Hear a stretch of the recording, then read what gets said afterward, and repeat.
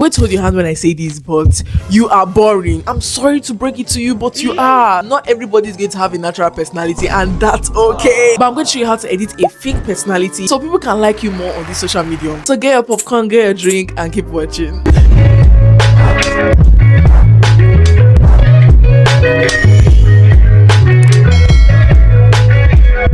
Hi guys, welcome back to my YouTube channel. If you're new here, it's Jasmine, and I'm going to show you how to edit so that people can actually like it. You build that cult following, you know, that set of followers that are just waiting for your next post because you are just so entertaining. They cannot get enough of you. If you're into lifestyle content creation, you know that your main selling point is your personality, so you have to have that personality so people can actually like you and follow you, and then you become a superstar. When I started content creation, I was actually very shy. I didn't know how to show my personality, even if I had a big personality. So guess what I did? I went to go and learn how to edit. Yes, editing plays a huge role on how your video is going to turn out, definitely. But just take a look at your favorite lifestyle content creators. Either their natural personality or just the way they edit. And you might not even know that it's the editing that is making you so hooked, because you're hearing all this soundtrack, you're hearing all this, you know, music, you're seeing the overlay, you're seeing this thing going, flying up and down, and just like, what is so entertaining about this person? And then little by little, you can now start building your confidence and showing more of your personality, and you will not even need the editing, but editing is important. Before we get to the main video, or have you not subscribed, make sure you subscribe, like, comment, and yeah, let's get to the video. Okay, so I'm going to break this video down into two categories, which is pre-production and post-production. So what is pre-production? Pre-production is basically things to have in mind before you start editing. There are some things that you need to consider while you're filming, or even before you start filming, so that when you edit, you know that, okay, well, I'm going to do this thing here on purpose, so when I'm editing, it's just going to make sense. I'm going to explain. Let me cook. For example, I want to put captions in my videos, and my captions are going to be at the lower bottom of my videos.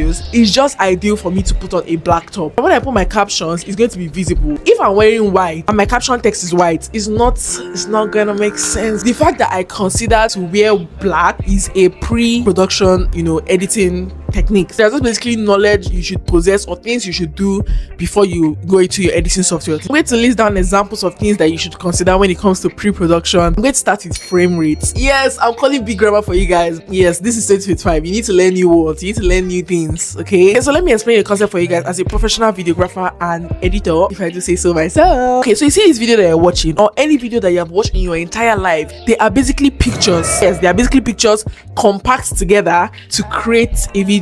I don't know if you have any knowledge on stop motion. You use pictures to create a video and just has different pictures back to back to back to back. I'm going to insert an example of what a stop motion is in the next clip. Here's how to edit a stop motion video. In my last post, I showed you how to film one, so if you haven't seen it, please go back and watch that video. First, you're going to open the CapCut app and then click on New Project, and then you select all the pictures that you took to create the stop motion effect. Click on Add, and then you can start editing. All the pictures you selected are going to be on this line, so click on the first image and then click on Split. This will split the video into two sections. Now you trim the wanted clip into 0.3 seconds and delete the rest of the image. You're going to do this for all the pictures you selected. Once that's done, you can add music and then save your projects by clicking Export. This is where the video you've edited saves into your camera roll. Once that's done, it should look something like this.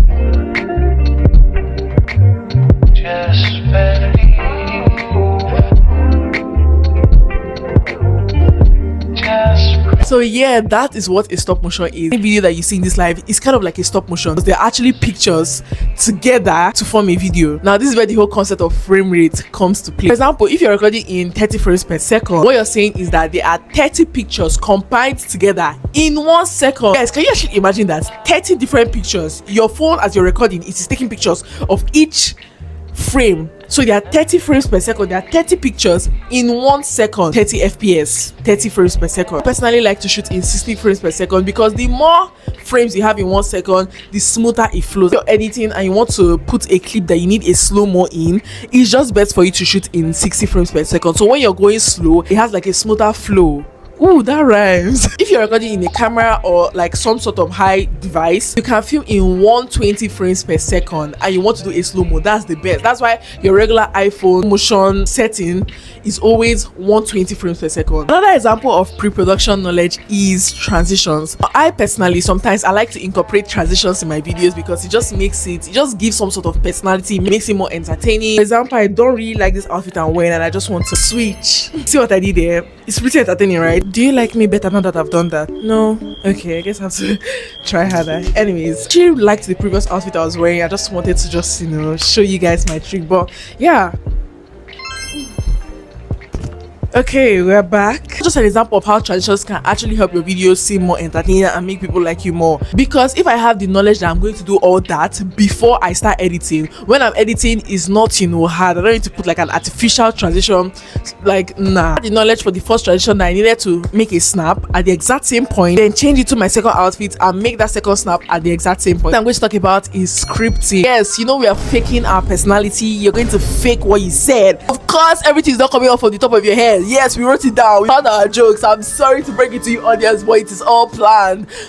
That was actually funny because I actually wrote it down in my script. What scripting does, it makes your video more interesting. Honest, once you have what you want to say planned, you already know the edit that follows. Certain things that require some certain sound effects, there's some certain things that require some certain overlays, there's some certain things that require some certain visual effects. Just fits the vibe of what I'm trying to pass to you. If you're working with a script and you're trying to tell a joke or you're trying to refer to a meme, put it in your script, say the meme or the joke, and then put a clip of the meme of the joke. It gives more personality. And then in your mind you're like, Jasmine, so all this personality you've shown on social media have been all fake. Don't say it in your mind. Come and talk to me direct. If you want to talk to me direct. Don't go through the corners. See what I did there? Yes, that's an example of where scripting comes in place. This thing I'm going to talk about is music. Especially if you're going to be lip syncing to a music, to know the lyrics, you need to actually sing it before you start editing. Sing it while you're in production. So when you're doing your post-production, when you're doing your editing, it just rhymes. I actually advise people to actually talk to the camera or do voiceovers rather than just putting a music behind videos to show more personality. But sometimes you just want like a lazy content, you just want to put music behind your video. Instead of just putting music behind your video, why don't you sing to the video? It makes people feel like you added extra effort to making this video. Do you guys get me? You better clock that T, clock it. Do you guys like me more now? Just a little bit. Okay, let's continue. And for the last thing I'm going to talk about pre-production is special editing. For example, cloning yourself. Guy, why are you telling them about cloning themselves? They've not even learned the basic. I'm already saying cloning yourself. I'm coming. Okay, do you see what I did there? I am just too good. Sorry, there was a little breaking transmission, but I'm back. Yeah, if you want to do like special editing, like cloning yourself, you have to have the knowledge that you're not supposed to move your tripod or move your camera, so your editing might be smooth. Even the one I did was not as smooth because I don't really have time to make a smooth cloning. But things like that are just examples of how you can just like bring out personalities in your videos through video editing. So those are what I'm going to be saying concerning the pre-production. Now let's get into post-production. Like I said, concerning the pre-production, it is things you do before you edit. Now post-production is the actual editing. You've shot and you have now brought your video to your editing app. I hope you guys are comfortable because we're going to dive into things you should consider while you're editing. Now this is the main stuff now. First thing you need to consider is cutting, using your cut tool very well. Now throughout the cut of this video, I have actually made a lot of mistakes because once you have what you want to say planned. Now I personally sometimes I've said things like yeah, like cut out unwanted part. People have short attention span. I don't know how you're still watching to this point. I don't know how long this video is, but the fact that you've watched to this point means I'm doing something right. I have actually hooked you to this point. So I'm not saying so how you're going to edit your video is basically going into the editing software and you have to no, cut it out. How are people going to like you if they're not watching your videos to the end? Watch your videos to the end, meaning your platform is not going to push it out to more people. That's just how social media works. Anyways, the next one, sound effects. Basically how you bring up, how you articulate the audio experience of your viewer. What are they hearing? How is it adding more to your personality? How does it make your video like 10 times even better? This particular thing I do is really cool is when I use the mic hug. Is it mic hug or mic log? Mic hug sound effects. It makes me sound like this. Another thing you should consider is knowing the appropriate time to do it. Yes, there's timing to all this. There's always timing. I like to use the mouse clicking effect. I use it when I'm about to cut to another clip, especially with my vlogs. Because we're going to do it in the island. Let's go make my hair. I like to use the pop effect, especially when I'm putting things on the screen to sound cool, right? Also, some of the sound effects I like to use, they're available on CapCut.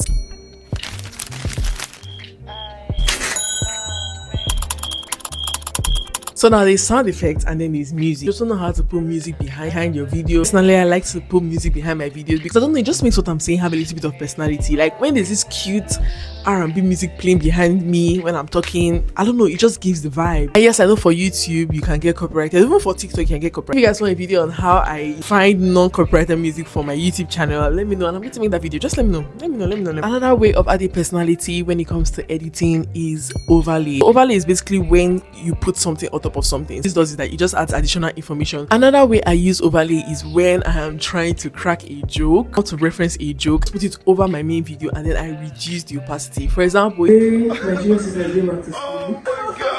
My Shayla.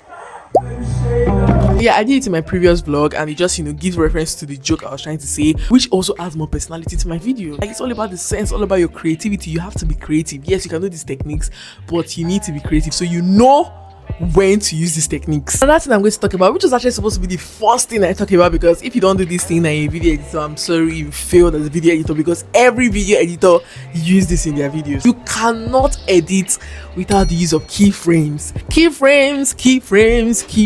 If you don't know what keyframes is, you're sleeping under a rock, because this is like the highest form of creating personality in your videos. Like what I just did now, I just did like a keyframe for me to transition from a normal color to black and white, because it makes the video fun. And if you notice, I also zoomed towards my face because it makes the video fun. You can make the zoom slow, or you can make it fast like this. Keyframe to do anything. You can use keyframe to increase your volume, keyframe to reduce your volume. So what this does is that it gradually performs that task. I mostly use keyframe for camera movements because I just like it when my camera is moving around. One thing about editing, make it fun for yourself. Let your personal touch to it. Like, you need to know the knowledge and then now use your creativity to make it personal to you. Put that extra effort, because everybody is a content creator in 2025. Okay, not everybody, but most people are content creators in 2025. So it's like a rat race sort of. Anything you can use to get more points, get more people to your side, do it. I don't believe if it's faking your personality and editing, do it. Anyway, sadly we've come to the end of this video. So far so good. Those are the tips that I know will definitely give you personality in your videos. And a matter of fact, every tip I've mentioned in this video, I've actually implemented it in this video, and that's probably why you're still watching till now, because I've somehow sort of entertained you from the start to the end of this video with my personality, which is fair. Yeah, thanks so much for tuning in. I'm so glad that you're watching to this point. Honestly, I really appreciate it. Don't forget to subscribe. I'm trying to hit 200 subscribers, guys, and just subscribe. Big. I know in this video I did not give you guys in-depth tutorial because I cannot do everything. If you guys want like individual tutorials for everything I've said, let me know in the comment section and I will do that definitely. And yeah, don't forget to subscribe, don't forget to like, don't forget to share to your friend, a friend of a friend of a friend. If you're still watching this point to your room one, I love you down, and I'll catch you in my next video. Bye.